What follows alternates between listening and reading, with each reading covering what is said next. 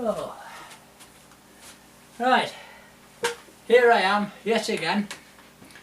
I think I'm going to call this series Jimbo's Adventures in Luthier Land. Can I just say though that the object of the exercise is to just let people see the ideas that I had and what happened when I tried to carry them out.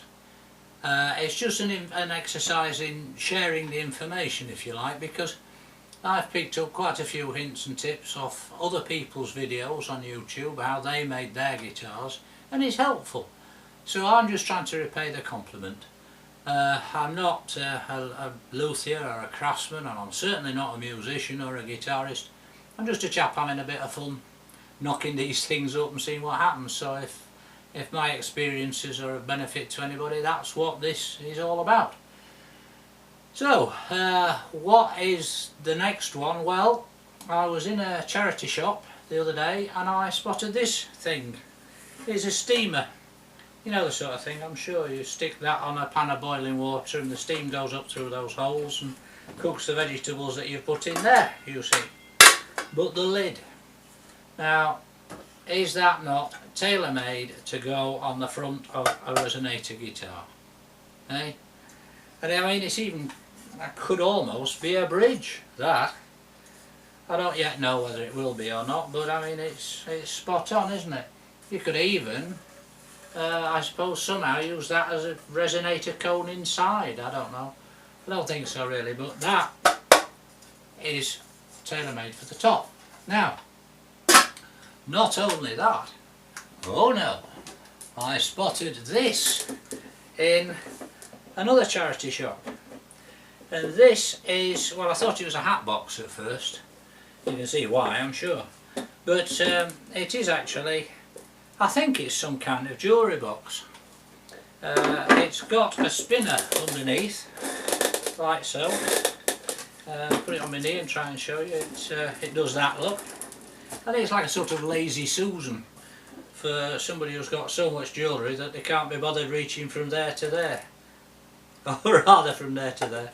Anyway, matters not. Somebody who's got too much jewellery, put it that way. But I might be wrong. But the thing is, now I'm sure you're well ahead of me here, aren't you? Works like a tree. I mean, that's even got a lip on, so if I cut a circular hole in that, that's going to sit in the same way that it sits in that, you see. It's just working too well. I can't hold it together, but it's all working too well. And like I say, I'm sure you're ahead of me already, aren't you? So that's what I'm going to have a bash at. Whoops. That's if I don't drop it and smash it and turn it all into firewood between now and then. But it's all grist to the mill, isn't it? So there'll be an update in due course, but for the moment, that's it.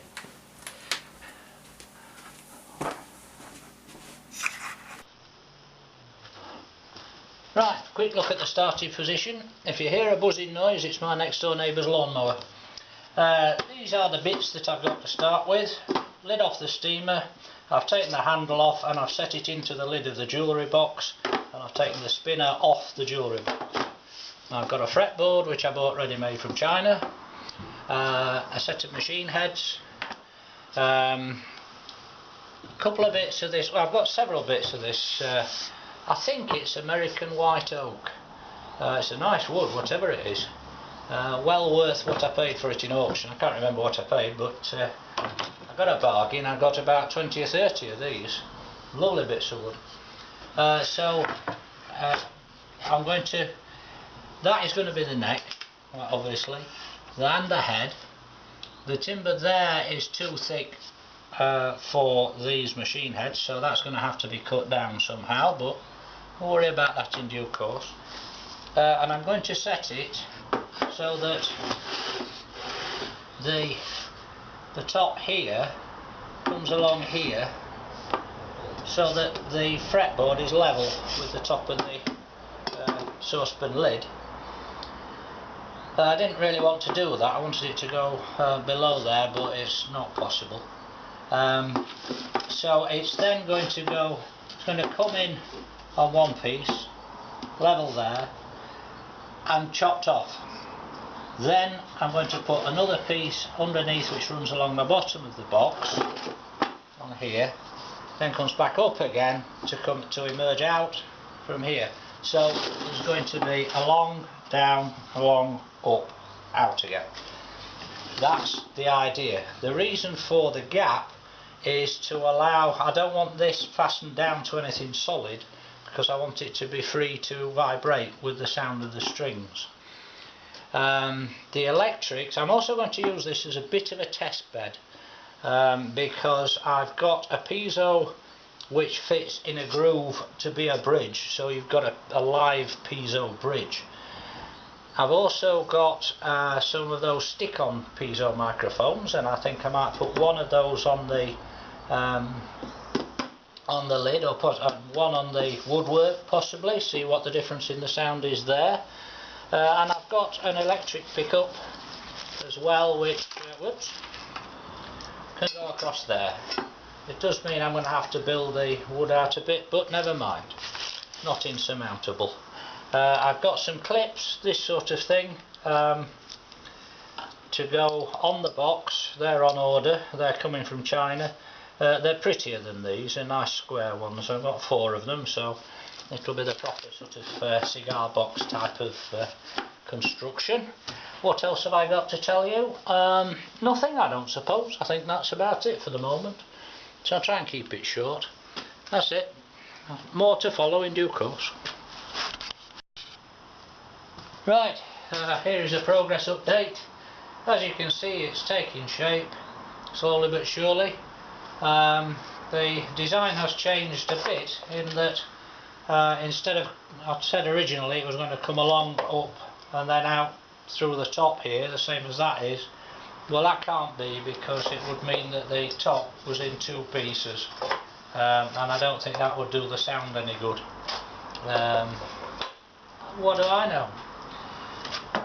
As you can see, I've got the body made. It's a great big heavy thing. Well, that's my stuff all over. It has to be overkill when it comes to strength. Now, I've got to do something at this back end, I don't know what. I did originally intend to have a sort of stub out of here with the electrics on, the knobs and the switches and so on. I don't yet know about that. I might mount them either on here or on the side underneath. I made this little stub there because somewhere on here I've got to mount the tailpiece. So whether I hang it off the back there or, oh, I don't know, or just bolt it on, that remains to be seen. That's something to sort out another day. I'm rather pleased with the way the cutout of the head has gone. It's not something I've attempted before on the bandsaw, and it went a lot better than I expected. I think I may have made a mistake by just cutting it to that bottom level instead of taking a bit off either side and keeping it in the middle, but we shall see. I mean, the machine heads are going to go there, so it won't be that much of a drop down there, and I can always put some of those string retainers or bodge something up. But it's all experimental anyway, and it won't be the end of the world if I have to make a new neck, but we'll see when we get there. So that's about the end of the progress report. As you can see, it's coming on.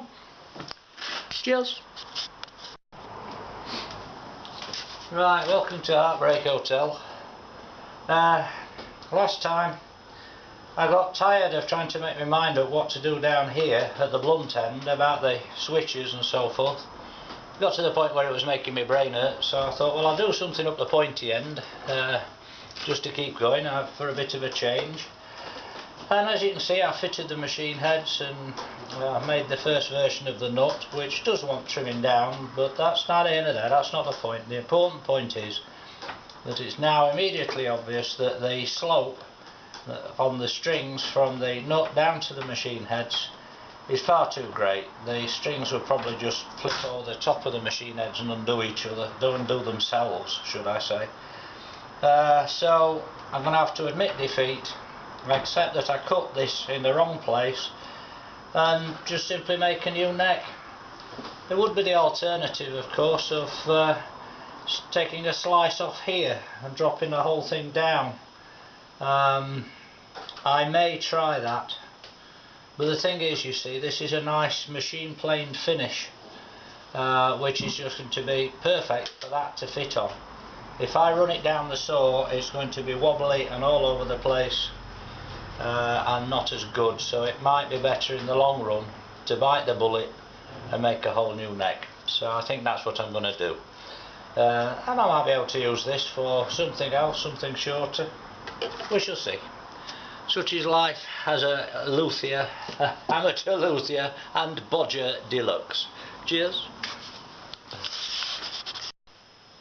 Right, here is an update. It's got its strings on for the first time. It's got a new neck, as thick as a snooker table leg, but let's not quibble about that. Yeah, as you can see, it's not properly fastened together yet, and more or less everything's loose. But I've got the strings on, and for the first time you can hear what it's going to sound like. That's the low note. The high note sounds a bit like a sitar, but that's because the string is rattling about in that slot in the nut, and I know how to put that right, I think, so there we go. A word about stringing. It's going to be inspired by C6 Steve's Trance Wonder guitar, which has just got 3 strings on as far as I can make out. This is going to be the same, just 3 strings, like a 3-string cigar box guitar, but each string is going to be doubled, so like a mandolin or a bouzouki. And the reason for that is purely and simply that I like the sound that a double string like that makes when playing bottleneck. So it's going to be a 6-string guitar, or a 3x2 if you prefer, however you want to put it. For those who are interested in the technical details, the heaviest string is a 24 gauge. The reason for that is that is the heaviest plain, in other words unwound string, that my local music shop, Yellow Belly Music in Alford, that's the heaviest string that they've got in stock that's not wound, and I like them to be unwound, obviously, for playing bottleneck. So that's why I picked 24 for the lowest string.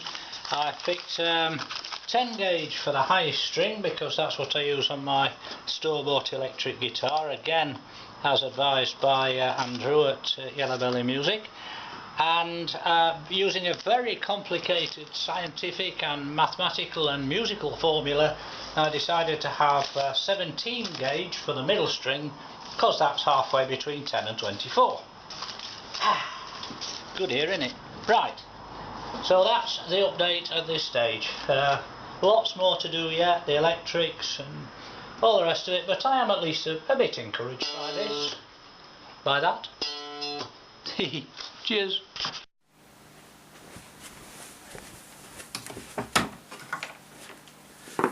Oh dear. Right, before I go any further, I just want to take a minute to explain my thinking behind what comes next, and it's just to sort of demonstrate. I'm only going to make noises, I'm not going to try and play anything, but this is my store-bought electric guitar. And I spend quite a bit of time messing about on and it's tuned to an open E, I should say, and I spend quite a bit of time messing about on these bottom 3 strings, doing the sort of like Chuck Berry riffs, you know, that kind of thing, 12 bars, and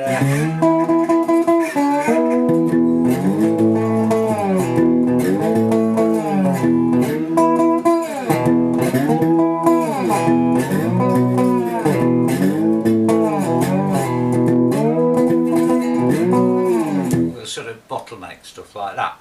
So that was my thinking behind, and I was thinking that you know, with C6 Steve's Trance Wonder, that's what I was thinking I was going to be coming up with the what I've come to think of as the steam resonator. This is it. I call it the steam resonator because that is the lid of a steamer. As you've seen, just a minute, sorry about that. Now, quick guided tour, lid of a resonator, the box which was the Lazy Susan, these clips here, I was in a bit of a rush to finish it last night because I've had enough making it. I wanted to get in here, get it plugged in and see what it sounded like.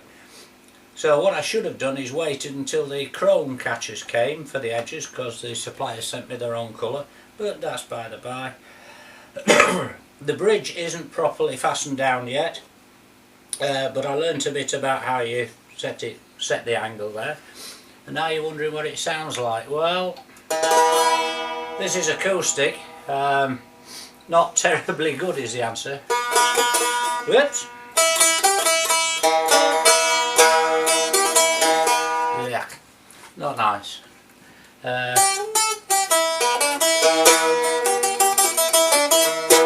That sort of thing. Now you notice there's 3 switches. There are 3 piezo's in it. Again, rushing it last night, I've not stuck them down properly, I've just stuck them on with a bit of masking tape, and also they're not properly wired in, the wires inside are just twisted together. But there's that bridge is actually a piezo microphone, which is on switch number 1.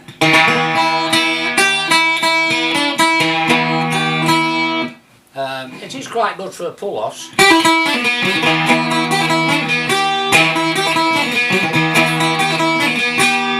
Which is a bit of diving duck blues if you didn't know.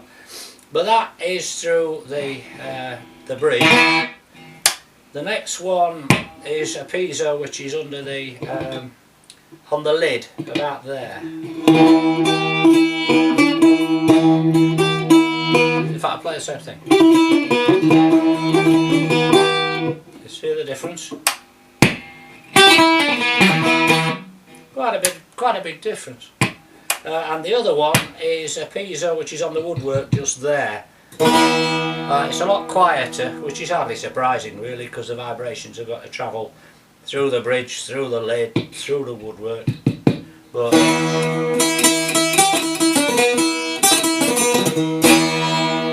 now, generally speaking, I think I like that one about the best. It's not the sound that I was hoping for. It doesn't take the bottle terribly well either.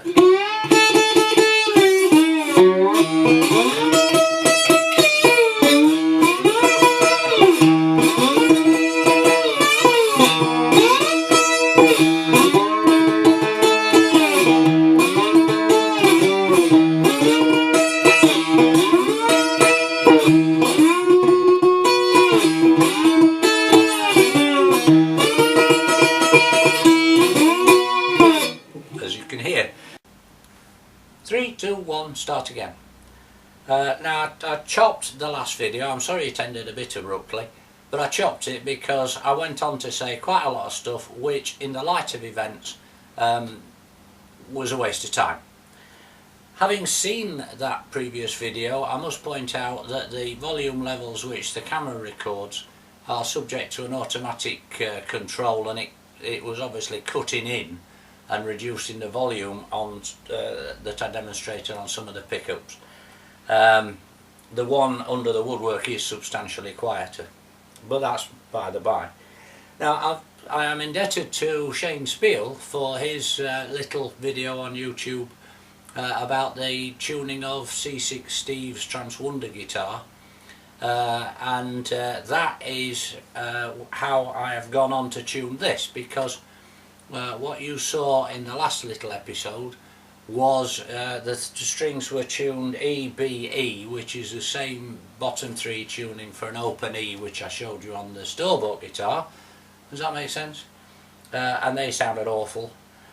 So I thought, well, I'll give it a go with strings tuned G, G, B as recommended by, or as explained by Shane Spiel, see if that makes any difference. That's what I've done. That's involved opening up the slots on the nut a bit to accommodate these bigger strings. These are I've got it jotted down what the gauges are somewhere. These are a 44 gauge wound string. I'm not mad keen on wound strings unless they're flat wounds, because of the bottle sliding up and down. They tend to buzz a bit, but that's neither here nor there. 44, 22 and 15 gauges. What do they sound like? Well, here we go. Oops, I have to turn the amplifier on, of course.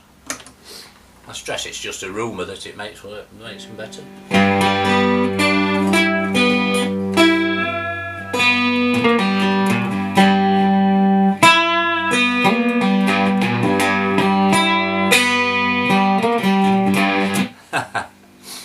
I promised Mr.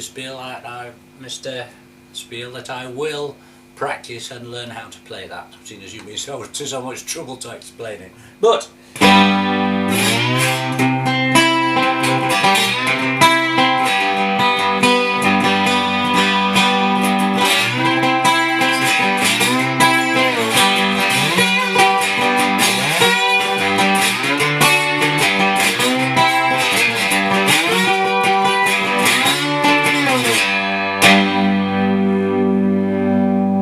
well, the difference in tuning does make a difference. It makes it a bit better noise, and when I first started this little video, I was about to tell you that I was going to take the lid off and replace it with timber, but I don't know.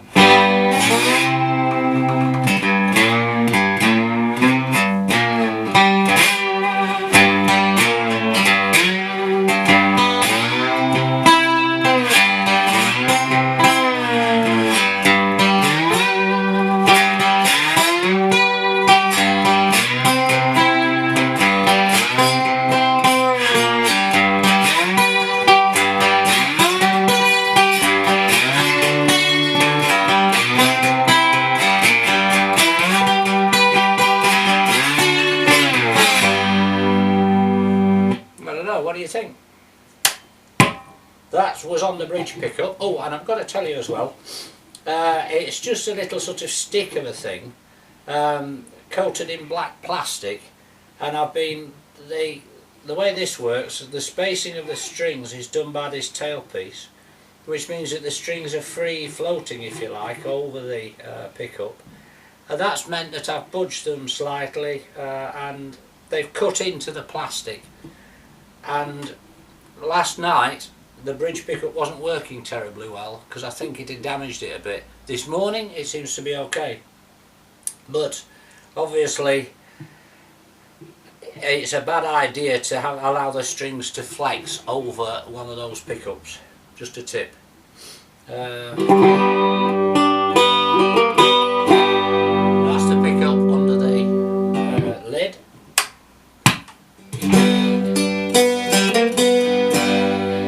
Under the woodwork, substantially lower in volume to me, that is, but there we are. So